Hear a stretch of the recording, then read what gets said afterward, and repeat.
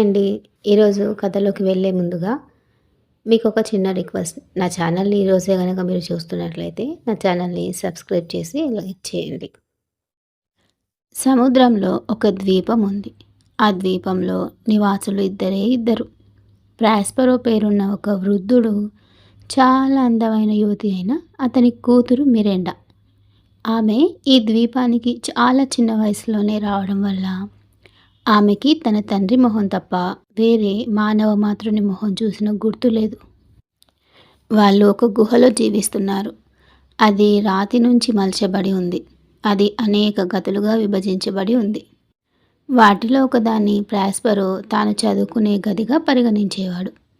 అందులో అతని పుస్తకాలు, ముఖ్యంగా మంత్రవిద్యకు సంబంధించినవి ఉన్నాయి.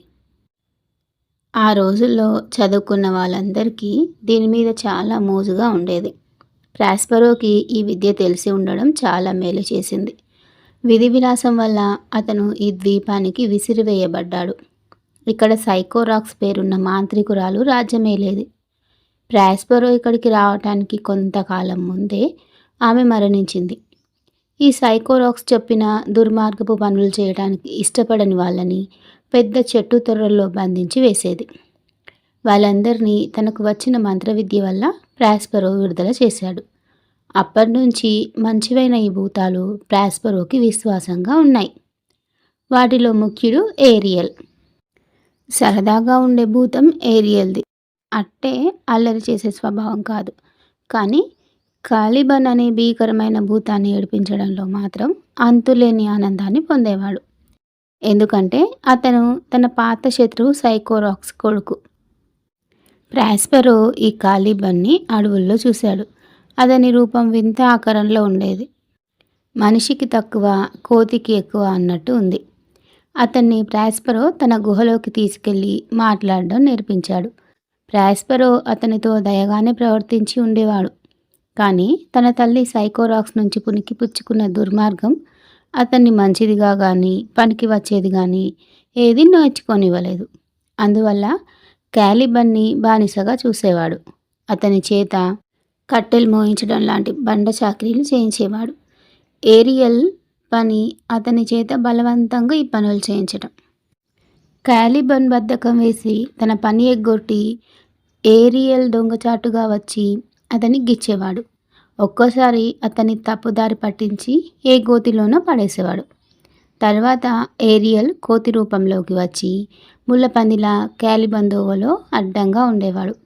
చెప్పులు లేని తన కాళ్ళకి ఆ ముళ్ళెక్కడ గుచ్చుకుంటాయో అని అతని భయం. అలా రకరకాలుగా విసిగించే వేషాలు వేసే ఏరియల్ అతన్ని వేధించుకు తినేవాడు. ప్రాస్పెరో చేయమని ఆజ్ఞాపించిన పనిని నిర్లక్ష్యం చేసినప్పుడల్లా. ఈ శక్తివంతమైన భూతాలను తన అదుపులో ఉంచుకోవడం వల్ల ప్రాస్పెరో వాటి సహాయంతో గాలిని, సముద్రపు అలలను కూడా అదుపులో పెట్టగలడు. అతని ఆజ్ఞ మేరకు అవి ఒక పెను తుఫానును కలుగజేశాయి. దీవి మధ్యలో ఇరుక్కొని ఉవ్వెత్తున లేస్తున్న కెరటాలు ఏ క్షణంలో అయినా తమని కబలించి వేస్తాయో తెలియకుండా ఉన్న ఒక పెద్ద ఓడని చూపించి అందులో తమలాంటి మనుషులే ఉన్నారని ప్రాస్పెరో తన కూతురికి చూపించాడు. ఆమె అన్నది, నాన్న, నీ మంత్రశక్తి వల్ల ఈ భీకర తుఫానుని నువ్వు సృష్టించి ఉంటే వాళ్ళ దుస్థితిని చూసి జాలిపడు.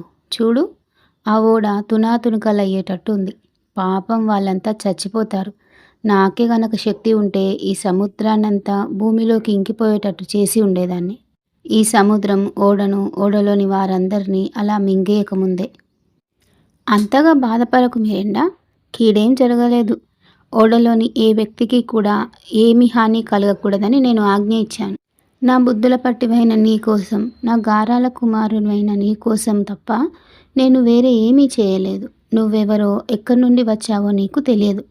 నా గురించి కూడా నేను నీ తండ్రినని, ఈ బీద గుహలో ఉంటున్నానని తప్ప ఏమీ తెలియదు. ఈ గుహలోకి రాకముందు మనం ఎలా ఉండేవాళ్ళమో నీకేమైనా గుర్తుందా? నీకు గుర్తు లేదనుకుంటాను. ఎందుకంటే అప్పుడు నీకు గట్టిగా 3 ఏళ్ళు కూడా లేవు. నాకు బాగా గుర్తుంది నాన్న, బదులిచ్చింది మిరాండా. ఏం గుర్తుంది? ఇంకేదైనా ఇల్లు కానీ, మనిషి కానీ గుర్తున్నారా? నీకేం గుర్తుందో చెప్పు తల్లి అన్నాడు ప్రాస్పెరో. మిరాండా చెప్పింది. నాకేదో కలలాగా గుర్తుంది. నాకు నలుగురు ఐదుగురు దాసీలు పనిచేసేవారు కదూ ఒకప్పుడు. ప్రాస్పరో బదులు చెప్పాడు. అవును, ఇంకా ఎక్కువ మంది కూడాను. కానీ ఇదంతా నీకెలా గుర్తుంది? అయితే ఇక్కడికెలా వచ్చామో గుర్తుందా? లేదు నాన్న, అంతకన్నా మరేం గుర్తులేదు. ప్రాస్పరో కొనసాగాడు. మెరిండా, 12 ఏళ్ల కిందట నేను మిలాన్కి రాజుని. నువ్వు రాజకుమార్తెవు. నాకున్న ఏకైక వారసురాలివి. నాకొక తమ్ముడున్నాడు. అతని పేరు యాంటోనియో. అతని గుడ్డిగా నమ్మాను నేను. నాకు కళన్నా మంత్రవిద్యలన్నా చాలా ఇష్టం. అందువల్ల రాజ్యభారాన్ని నీ బాబాయి నా దొంగ తమ్ముడైన యాంటోనియోకి అప్పచెప్పాను. నేనలా ప్రాపంచిక విషయాలు వదిలేసి నా పుస్తకాల్లో మునిగిపోయి నా దృష్టినంతా దాని మీదే కేంద్రీకరించాను. నా అధికారం అలా తన చేతిలోకి వచ్చిన నా తమ్ముడు యాంటోనియో కళ్ళు నెత్తికెక్కి తానే అసలు రాజు అనుకున్నాడు.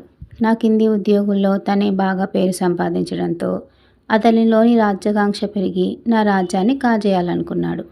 ఈ పని సాధించటానికి నా శత్రువు శక్తివంతుడైన నెపుల్స్ రాజుతో చేయి కలిపి నన్ను రాజ్యభ్రష్టుణ్ణి చేశారు.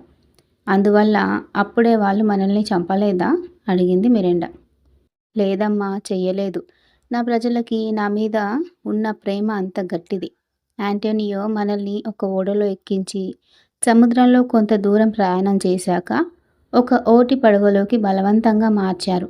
ఆ పడవకి తెరచాప కానీ తెడ్డు కానీ ఏమీ లేదు.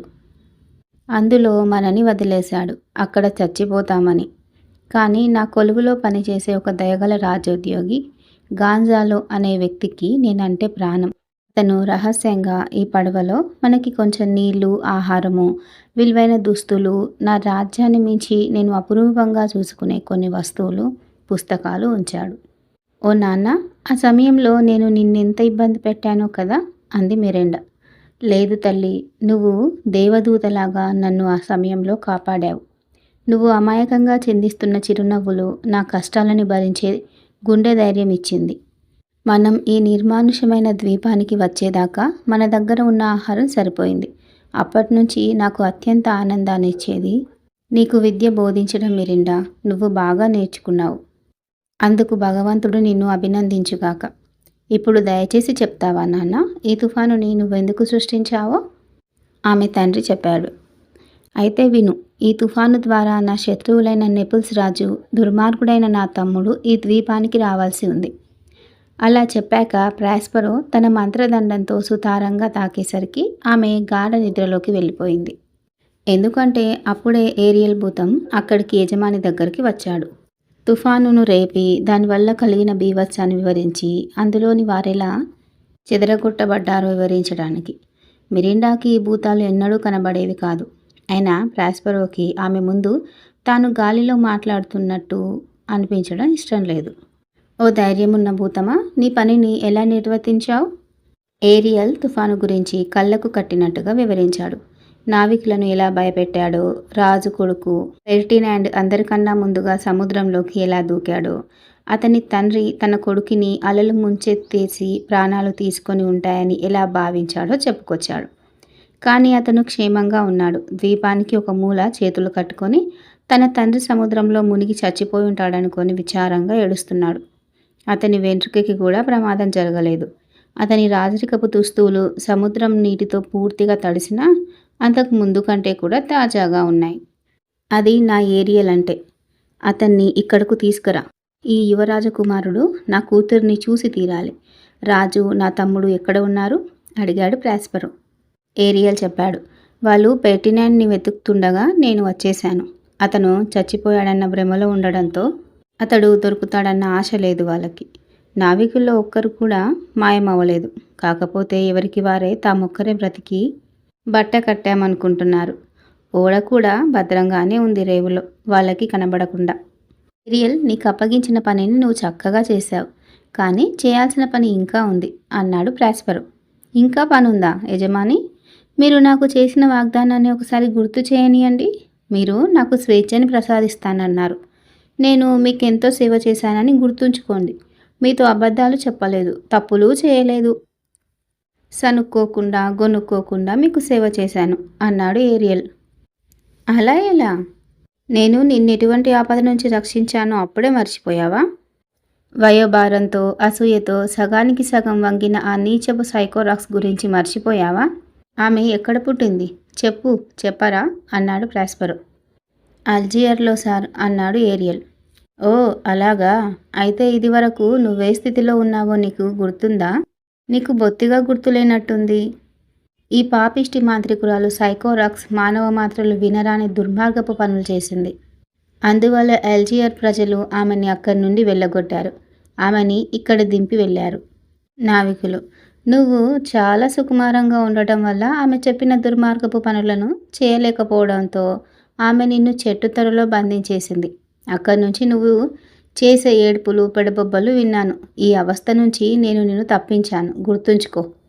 క్షమించండి ప్రభు, మీ ఆజ్ఞ శిరసా వహిస్తాను అన్నాడు ఏరియల్ తాను కృతజ్ఞుడిగా కనిపించినందుకు సిగ్గుపడుతూ. అలా చేయి, అప్పుడు నిన్ను విడుదల చేస్తాను అన్నాడు ప్రాస్పరో. తర్వాత అతను ఇంకేం పనులు చేయాలో ఆజ్ఞలు జారీ చేశాడు.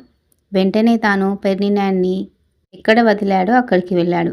అక్కడ గడ్డిలో అలాగే విచారంగా కూర్చొని ఉన్నాడతను. ఓ యువకుడా, నిన్ను కాసేపట్లోనే ఇక్కడి నుంచి కదుపుతాను. నీ అందమైన రూపాన్ని మిరెండా చూడాలట. రా, నాతో రా అని ఏరియల్ స్వాగతంగా చెప్పి ఓ చిన్న పాట పాడాడు. మిగతా స్టోరీ రెండో భాగంలో తెలుసుకుందాం.